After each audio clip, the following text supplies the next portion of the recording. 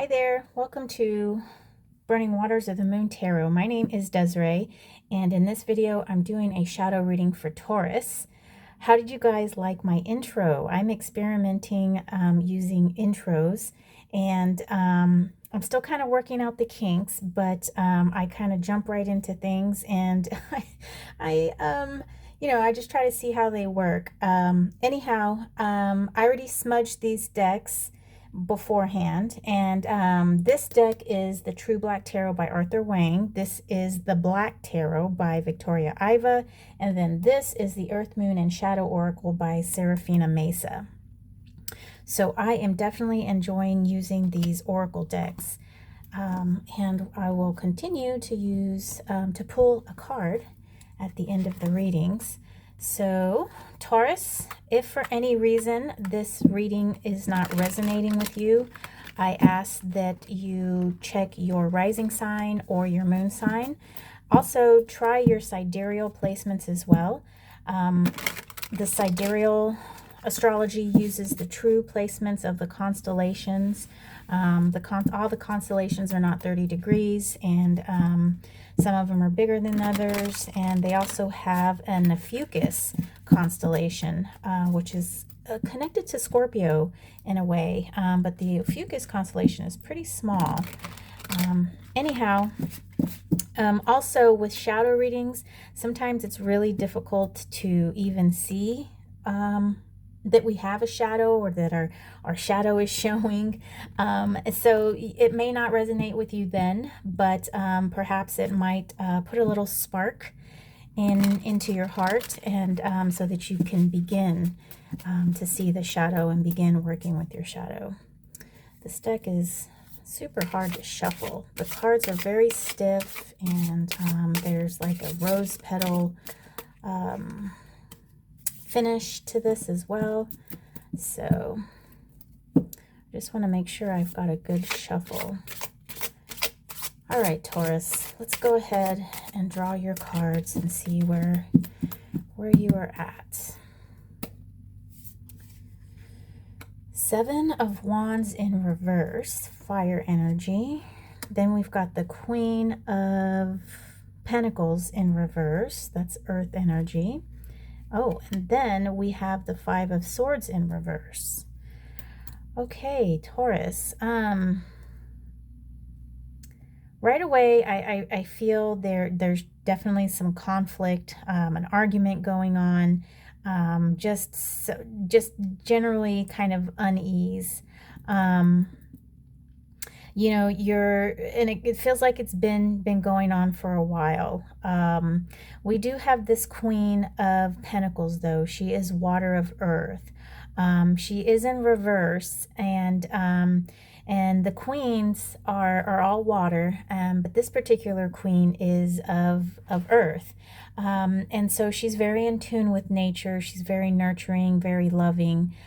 With her being in reverse, though, I'm seeing that you might be denying that part of you, or perhaps this might be someone else that is denying you.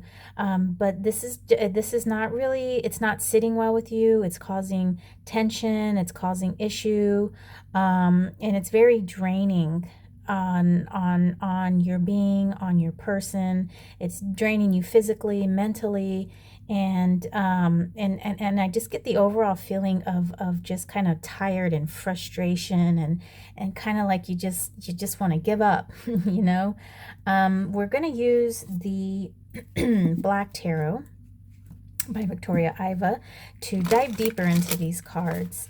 We're going to get some more messages about these cards here. So you've got fire. You've got the entire all four.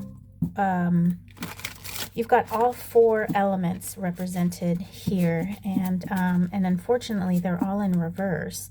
So we do need to figure out what it is that's being blocked, or what it is you're not seeing, what you're not receiving. One more shuffle and then we can get going.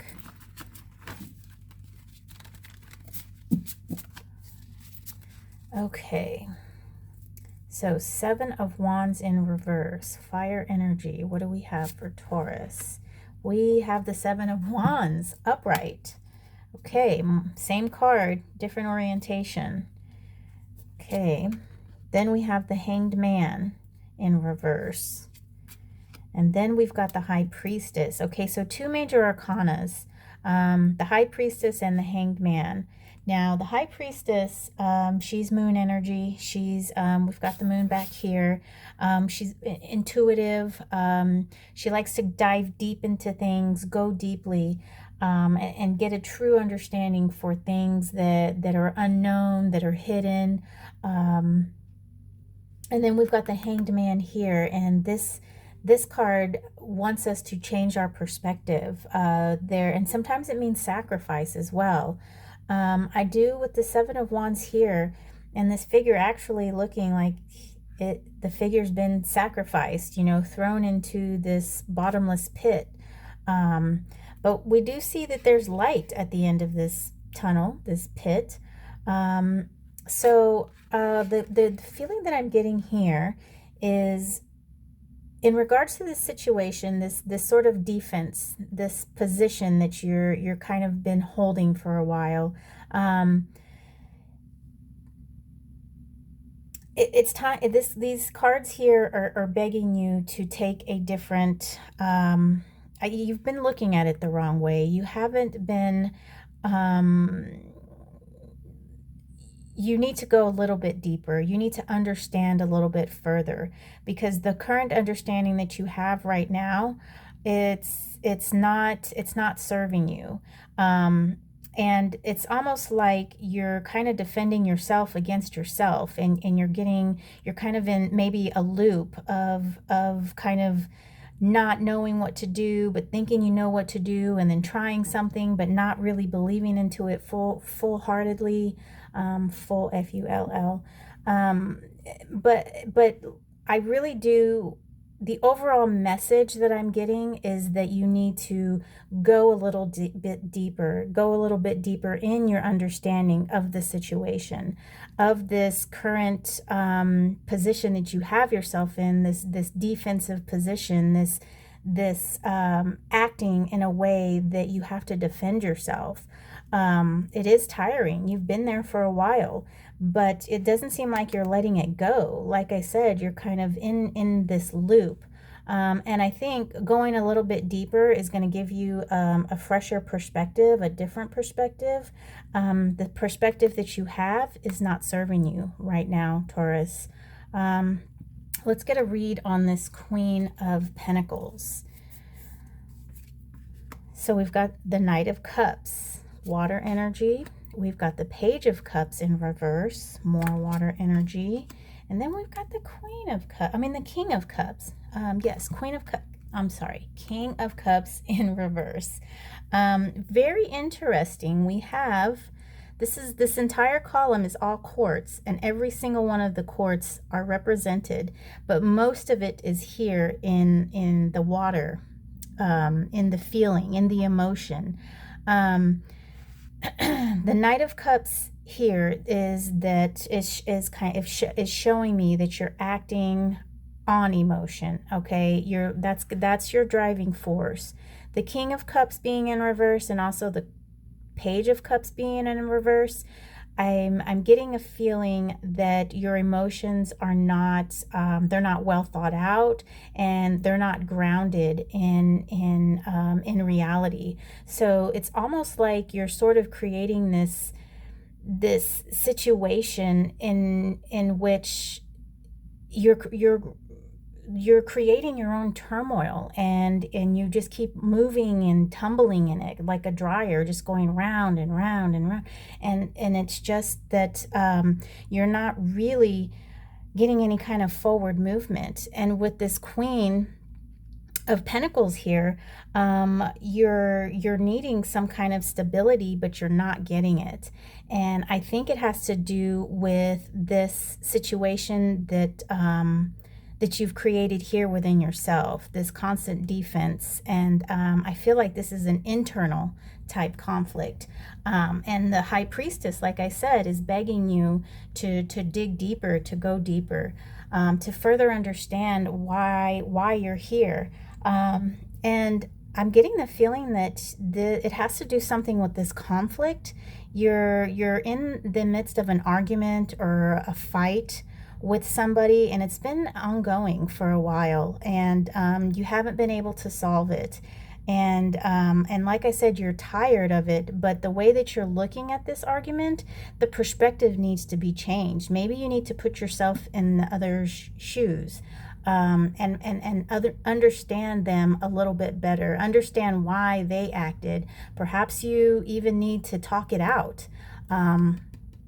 This is the sword suit, which is communication, thought, talking, bringing things out from, the emotional standpoint and bringing them into the ether in here, right? So let's get a read on this card. Dr. Benny starts tomorrow. Sorry about that. I had an Alexa notification. Okay, so let's get a read here on the Five of Swords in reverse for you, Taurus. Ooh, Eight of Swords. That's telling. Knight of Spheres. And then Two of Cups. Okay. All right, so lots to unpack here. So with the Eight of Swords, this is that sort of victimization card. This is that card that where we put ourselves in this position, and we can really get ourselves out of it. Like, it's that simple. It's usually a person who's loosely tied to something. This person seems tightly bound. However, this is air energy, and it's sort of that mental prison we put ourselves in, that self-victimization, that woe is me type situation. And the Two of Cups, this definitely is some kind of connection, some kind of relationship with somebody. So you're having an argument with someone, and you're making it out a little bit worse than what it really is. I feel like if you change your perspective just a little bit, look at something in a different way from your point of view, and perhaps, and definitely, not perhaps, definitely understand where that other person is coming from, and understand where this conflict came from, and how can you guys resolve it, because you're just kind of stuck in this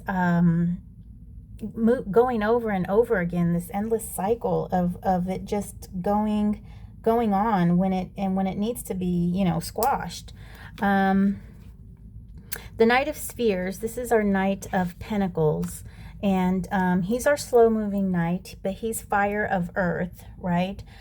So he is very grounded, and this card, this is your call, this is your action card, your call to action card, and it's wanting you to be grounded in your actions, and to work towards a harmonious conclusion, a harmonious conclusion is the best word I can come with.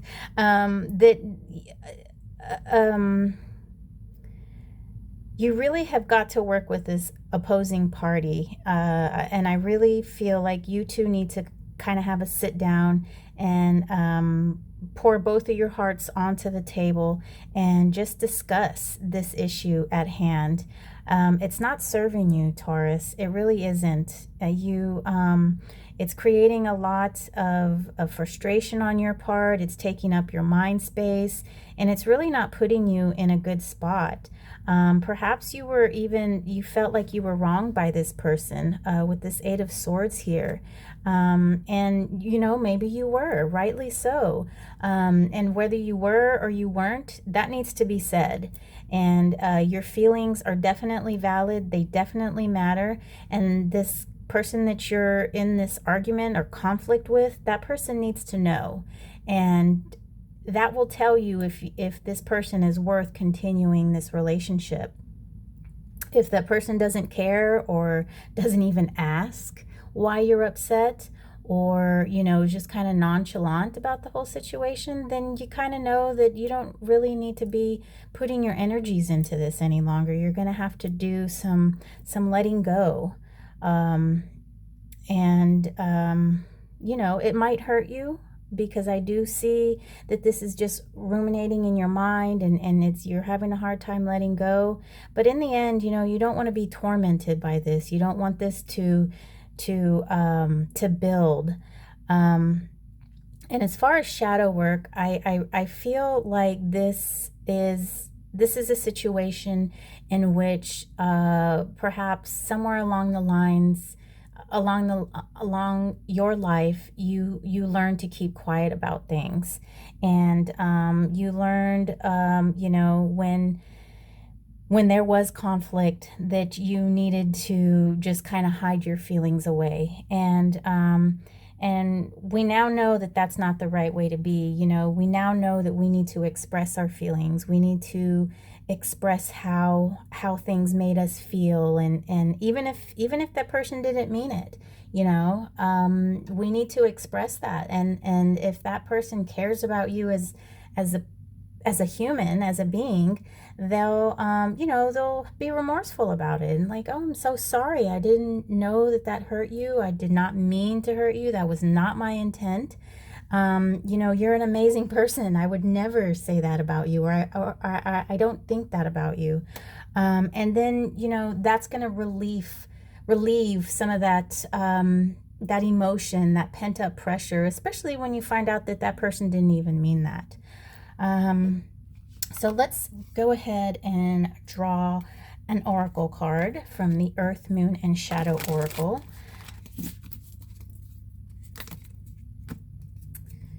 These cards have very nice colorings. The artist did a wonderful job in color selection, and then the author did a great job in explaining these. Okay, let's see how the Earth, Moon, and Shadow Oracle can help you, Taurus. Luna, manifestations, vision, attraction. Okay, so let me read what the book has to say. What you think, you become. What you feel, you attract. What you imagine, you create. Shakyamuni Buddha. I'm sure I butchered that, but I don't know if y'all can see that. Shakyamuni Buddha. Okay. What a great quote. That's a great quote. What you think, you become. What you feel, you attract. What you imagine, you create. Luna, the Roman goddess of the moon, has been worshipped for centuries for her ability to awaken intuition and psychic visions. That's this card here. Her primordial task was to ride her silver chariot over the night's starry canvas, symbolizing the moon's journey across the sky. Since her fierce magnetism also has a profound pull on the earth's tides and plant life, ancient Roman farmers would also worship her to ensure a bountiful harvest.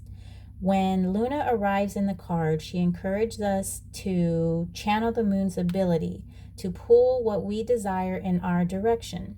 We must embrace her seductive energy to manifest our goals into existence. When we know in our hearts that we are truly deserving of a life filled with beauty, love, and ease, we remove blockages and our energies begin to freely flow. Once we have cleared the disparate energies, we ignite the spark within that shines brightly. Let us take time to gather Luna's energy and shine that light for all to see. We are being called to use our innate power to attract, not chase, what is ours. Of course, we must always be mindful of using our powers in alignment with the collective unconscious. So that is amazing. What she says here is to release, you know, and this is not serving you, and it's time, it's time to release that. And the best way to release that, I think, is to have a heart-to-heart with this person that you've started this conflict with. This conflict could even be within yourself. Like I said, I feel like, you know, this is your defensive against one another, you know, that kind of back and forth that's going on in your mind. So Taurus, that concludes my reading, my shadow reading for you. I hope this has helped in some sort of way. And if it has, or if it hasn't, you know, feel free to leave a comment. And yes, thank you for watching, and I hope to see you next video. Take care.